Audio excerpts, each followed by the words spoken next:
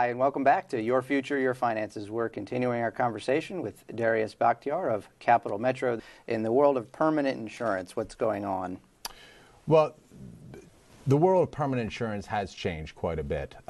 There's a number of different type of contracts. And when you say permanent, essentially, just to break it down quickly, term is temporary. And it's just my opinion that the majority, during your working years, the majority of your coverage should be made up in term. But permanent insurance is another animal. It does build up value, cash values that can be accessed over your lifetime. So it does have a living benefit to that sense.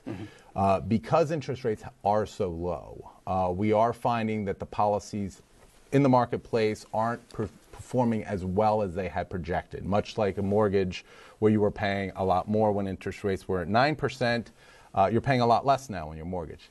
It's kind of the opposite for insurance. So with permanent insurance, if you are looking to buy, now might not be a bad idea, because as interest rates rise, one would think that the policies will perform as well or potentially better than projected. One of the reasons for permanent insurance has been there's a tax on dying, supposedly, or has been in the past. Is that still the case, and how can insurance help? Great question, and that is still the case. And the president-elect has proposed to eliminate what the estate tax, which is what you're referring to, and that started around 1904, I believe. And there's been different versions of it throughout, the last 112 years. We always recommend that, what is happening now is not going to be what happens in the future. And we've always seen that, and I'll throw out a crazy hypothetical, the estate tax at one point was as high as like 55%, and that was relatively recent. So if you have, say, $10 million, you would lose 55% of that at your death.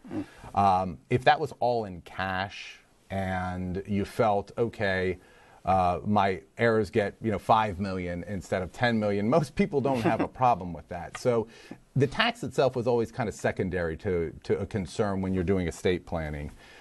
We've always found most people are more concerned with the liquidity.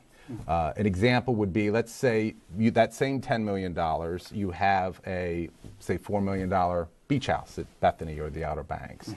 A local family business that's worth another $5 million, and some retirement and brokerage accounts worth $1 million. How are you going to split that up? You have 3 kids. One wants the beach house, one wants the business, the other gets what? So in that case, we see more liquidity planning with permanent insurance to make sure that that estate is equalized and all the children, get what they want and are treated fairly. But it also can be perhaps just a way to assure that there is money left over at death. Absolutely. Through permanent. Absolutely. And liquidity at the time when an estate is being distributed is important because, as we know, various asset classes can go up and they can go down.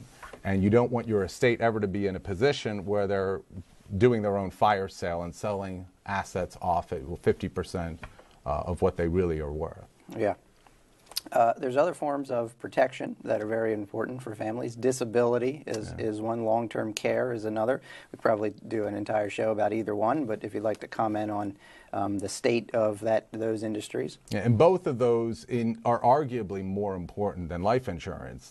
Certainly the disability industry would tell you that. If you look at individuals in their working years, depending on how you define disability, you are 4 or 5 times more likely to be disabled for at least 90 days before the age of 65 than you are of dying.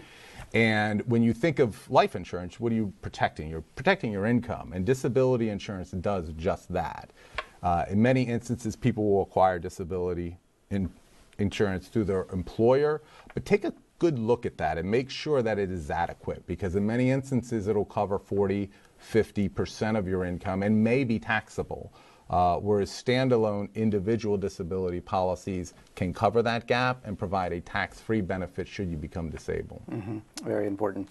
And then there's also, it seems to be like a merging of ways to protect, so like life insurance that covers DI, or life insurance that covers long-term care, things like that. It's an interesting industry trend, whereas for years they would break off individual coverage and kind of like make it a smorgasbord. You kind of pick and take what you use or what you want. Now there seems to be a rebundling. You alluded to that. A carrier is looking at combining a life and a disability contract. You mentioned long-term care earlier. That's an interesting industry where we're seeing a lot of those individual policies being merged into other types of contracts for profitability reasons for the carriers, as well as a convenience for the consumer. Fantastic. Another question. Let's say somebody's just generally trying to figure out how much they need to buy. Is there a rule of thumb for that? Coming from my perspective, what we like to do is see what the carriers say, because the carriers have an interest in this as well. They don't want anybody to be overinsured, much like a house or a car. Depending on your age, what most people are eligible for is, believe it or not, up to 25 to 30% of their income, up to age 30. And now, if you do the math on that, that can be pretty significant. As you get older, we still like to use a function of income, maybe between 30 to 40. You'd look at something closer to 15 times, 40 to 55, somewhere around 10 times income. And then once you're around 60 to 70, you know, just a smaller policy to make sure that you've got your final expenses covered. Fantastic. All right, we're out of time, but a website for you? www.capitalmetro.com. Fantastic. Local in Columbia. Okay, we are finished for today. We're out of time, but you're watching Your Future, Your Finances. We appreciate you watching.